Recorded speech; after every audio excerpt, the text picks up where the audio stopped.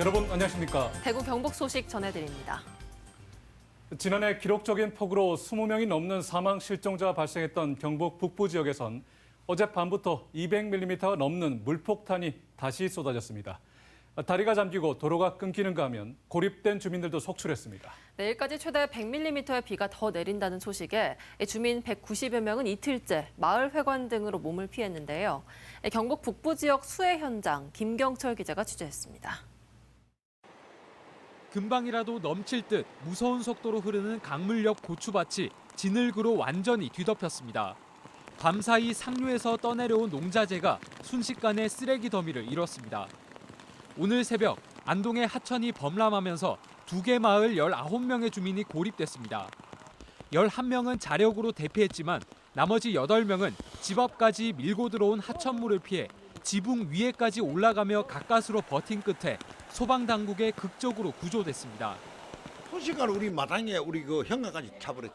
우리 집에 애완견도 있고 해가지고 안고 이제 지붕 위에 올라가지고 2시 50분쯤 올라가지고 6시 반까지 6시 반. 옷 한 벌 챙기지 못한 채 겨우 몸만 빠져나온 주민들도 있습니다. 토지 농사 짓는 건 침수 다 되고 그 사람은 억지로 대피해 나고 그래가지고 위 1, 2 해관이 지금 여기 한 60명 정도 있어요. 가리볼 옷이 없어가지고 그게 걱정이라. 하천을 따라 조금 더 상류에 위치한 영양군은 상황이 더 심각합니다. 새벽 한때 시간당 55mm의 폭우에 하천 뚝이 무너져 내리면서 마을 전체가 물에 잠겼고 집도 2채가 산산조각 났습니다. 천막 자체가 너무 불어갖고 3시부터 시작해가 3시 30분 사이에 완전 동네가 물이 다 잠겨버렸어. 자다에 와가지고 아줌마 하나 와 깨워가지고 안 깨웠으면 죽었어. 이제 와보니까 전기도 한 개도 없고 다 가보고 없어. 호우가 집중된 안동과 영양 등 경북 북부 24개 도로가 침수되거나 낙석 피해를 입으면서 통행이 통제됐습니다. 산에서부터 휩쓸려 내려온 토사물이 배수로를 막으면서 안동과 영양을 잇는 도로가 침수돼 응급복구가 진행 중입니다. 군청에 계시는 분들 출동해 가시다가 또 차량이 여기서 또 전복돼 물에 또 휩쓸려 가지고 못 가고 견인해서 오전에 빠져나갔고 이맘때 수몰되면서 여기 온 지가 30년이 지금 넘었는데 이런 경우는 처음이에요. 월요일 수업을 준비하던 학교들도 날벼락을 맞았습니다. 뒷산이 무너져 내리면서 흙탕물이 고등학교 특별실 안까지 치고 들어와 성인 허리 높이까지 침수됐습니다. 당장 수업하는 쪽에는 이쪽에는 전기를 끄고 수업은 정교실에서만 하도록, 특별실에서 수업을 안 하도록 그렇게 조치를 취했습니다. 안동의 또 다른 여고 강당은 뒷산에서 흘러내린 토사에 강당 외벽이 뻥 뚫렸습니다. 영양의 한 초등학교는 급식소가 침수돼 점심 급식이 중단되는 등 4개 초중학교가 휴업을 하거나 수업을 일찍 마쳤습니다. 현재까지 누적 강수량은 상주 240mm, 안동 234, 영양 231mm 등을 기록 중입니다. 오후에 해제됐던 호우특보가 밤사이 다시 발효될 수 있다는 예보에 경북 북부 주민들은 오늘도 뜬 눈으로 불안한 밤을 보내게 됐습니다. MBC 뉴스 김경철입니다. 경찰이 오늘 최상병 순직 사건 수사 결과를 발표했습니다. 전 해병대 1사단장인 임성근 소장에 대해선 최상병 죽음에 책임이 없다고 결론 내렸습니다. 수중수색으로 오인할 만한 지시를 한 건 임 전 사단장이 아닌 포병여단 11대대장이고 7여단장의 관리소홀 책임도 일부 인정된다고 밝혔습니다. 김서연 기자입니다. 경찰이 송치하지 않기로 결정을 내린 3명은 임성근 전 해병대 1사단장과 하급 간부 2명입니다. 임 전 사단장 등의 업무상 과실치사 혐의를 인정하기 어렵다는 것이 경찰의 설명인데 고 최상병이 임 전 사단장의 과실로 죽음에 이르지는 않았다는 판단입니다. 경찰은 임 전 사단장의 지시가 당시 수색 현장에 새로운 위험을 가져올 만한 수준은 아니었다면서 바둑판식 수색이나 가슴 장화 지원 언급도 기존 지침이나 상급부대 상황 등을 따른 것으로 문제의 수중 수색 지시로도 보기 어렵다고 판단했습니다. 수색 지침대로 군사 교범상 의심지역 집중 수색 방법인 바둑판식으로 꼼꼼하고 면밀하게 수색할 것을 강조한 것으로 볼. 임 전 사단장이 작전 통제권, 즉 직권이 애초에 없었던 만큼 월권 행위지 직권 남용죄에는 해당하지 않는다고도 판단했습니다. 부대원들에게 법상 의무 없는 일을 하게 한 것이나 작전 통제권 행사를 방해한 게 아니라는 겁니다. 작전 관련 지시들은 소방 측과 협의된 수색 지침을 충실히 수행하라는 취지하에 이루어진 것들로 기존 지침을 변경하거나 새로운 내용의 지시를 한 것이 아니며 대신 경찰은 당시 포병여단 선임 대대장인 포병 11대대장의 책임이 크다고 봤습니다.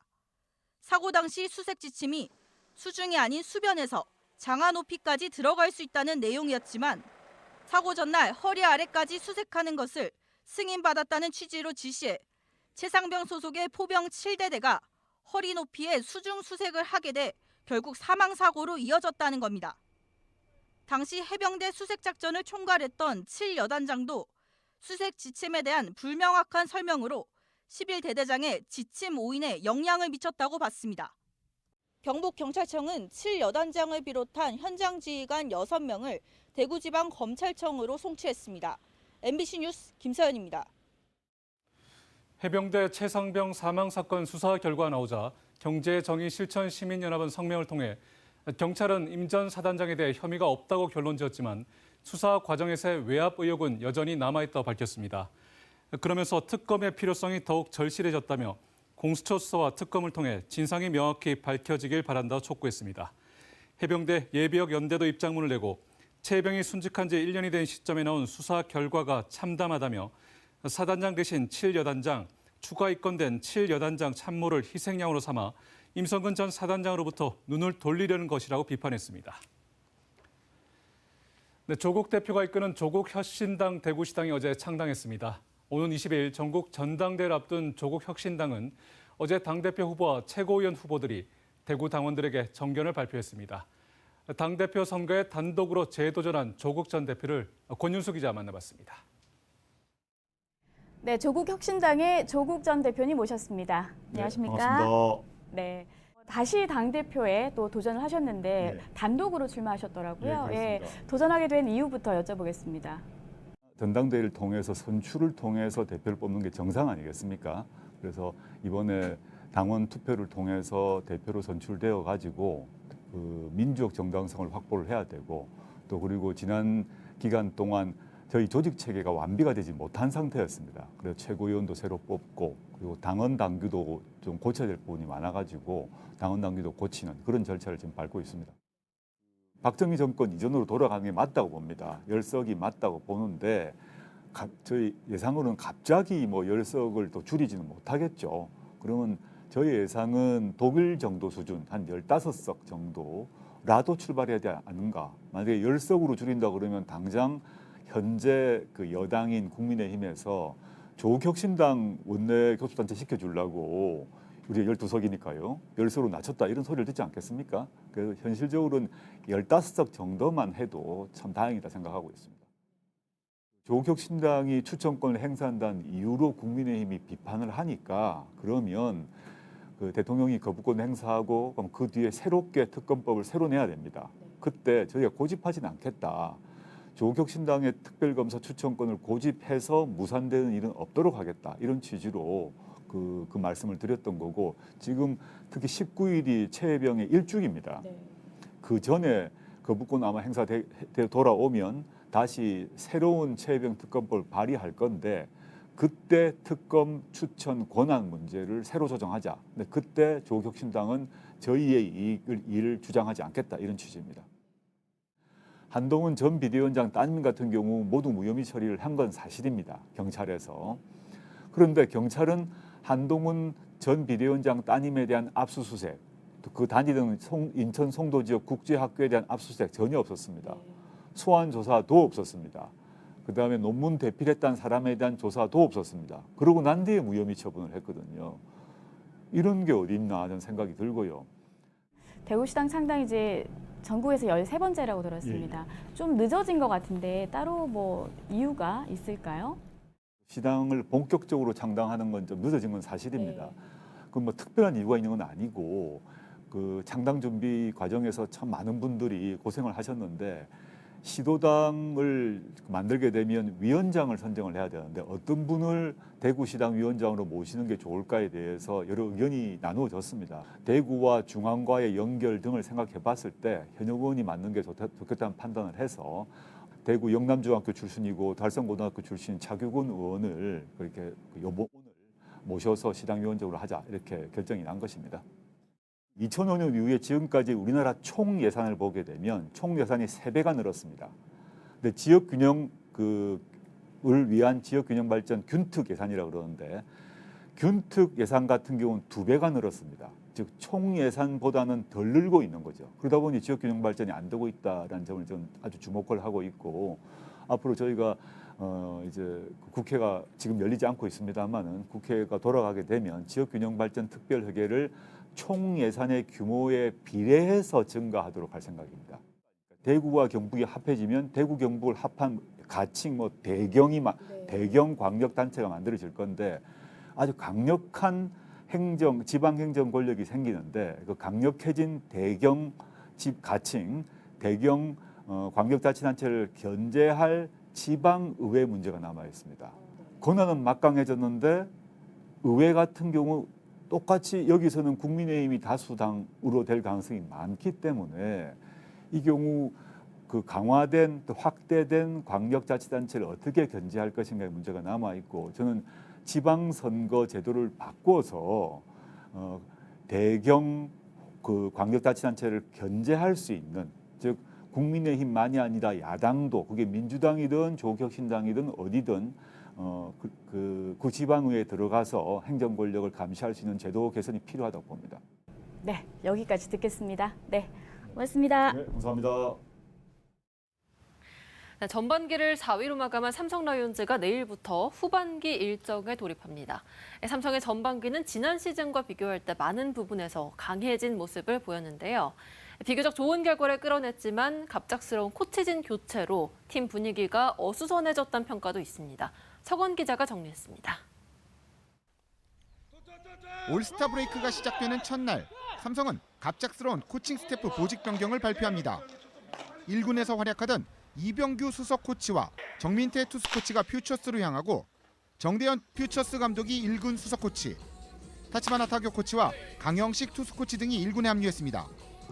4번의 5연승으로 전반기를 질주했지만 마지막 5경기에서 연속 역전패로 분위기가 떨어졌고 선두 추격을 놓친 것이 원인으로 꼽힙니다. 비록 전반기 막판 아쉬운 모습이 있었지만 삼성은 지난해와 비교할 때 완전히 달라진 모습을 선보였습니다. 지난 시즌 전반기를 최하위로 마친 것과 비교해 순위부터 상위권으로 올라선 삼성. 팀 방어율 3위, 팀 홀드는 2위 그룹과 20개 가까운 차이가 나는 선두입니다. 타격에서 다소 아쉬운 모습을 보였지만 팀 홈런의 증가는 희망을 안겨준 대목. 전반기 91개의 홈런으로 삼성은 리그에서 3번째로 담장을 많이 넘긴 팀으로 이름을 올렸습니다. 어린 선수들도 자신 있게 돌렸기 때문에 홈런이 나온다고 생각해요. 좀 더 소극적이기보다는 좀 더 적극적으로 타격했기 때문에 홈런이 나왔다고 생각하고 홈런은 항상 운이 잘 따라야 된다고 생각하기 때문에. 전반기 강해진 요소들을 어떻게 이어가며 막판 불펜과 타선에서 보인 약점들을 어떻게 극복할지가 가을 야구를 향한 삼성의 마지막 퍼즐이 될 전망. 연패 탈출이 시급한 삼성 라이온즈는 후반기를 NC 다이노스를 상대로 한 홈 3연전으로 시작합니다. MBC 뉴스 서건입니다. 홍준표 대구시장은 오늘 열린 간부회의에서 하반기로 예정된 퀴어 문화축제는 항소심 결과를 지켜보면서 대응하라고 간부들에게 주문했습니다. 지난해 6월 퀴어 축제 조직위는 집회 신고한 뒤 행사를 열었지만 대구시가 무대 설치는 허가사항이라며 무대 설치 차량을 막아 마찰을 빚었습니다. 이후 퀴어 문화축제 조직위가 대구시와 시장을 상대로 손해배상 소송을 제기했는데 1심은 대구시가 700만 원을 배상하라고 판결했고 대구시가 항소한 상황입니다. 홍 시장은 집회 제한 구역에서 도로 점용 허가도 받지 않고 집회를 하는 것은 맞지 않다는 입장을 고수하고 있습니다. 금호강 난개발 저지 대구경북 공동대책위원회와 대구 기후위기 비상행동, 또 대구 시민단체 연대회는 오늘 오전 11시 금호대교 아래에서 디아크 문화관광 활성화 사업에 반대하는 기자회견을 열었습니다. 이들 단체는 시민사회 반대와 토론 요청에도 불구하고 대구시는 개발을 밀어붙이고 있다라며 생태의식과 역사의식마저 결여한 금호강 르네상스 삽질을 즉각 중단하라고 촉구했습니다.